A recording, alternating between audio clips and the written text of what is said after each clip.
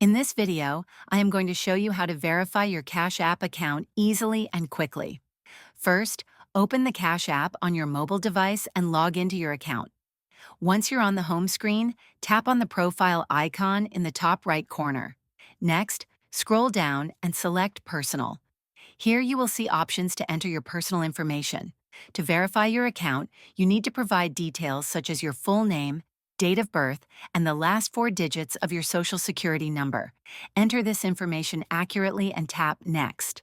After entering your details, Cash App may ask you to verify your phone number or email address. Follow the prompts to receive a verification code via SMS or email and enter that code into the app to complete the verification process. Once your information is submitted, Cash App will review your account for verification. This process may take a few minutes, and you will receive a notification once your account is verified. Having a verified account increases your transaction limits and access to features like sending and receiving money. If this video helped you, please like and subscribe to the channel.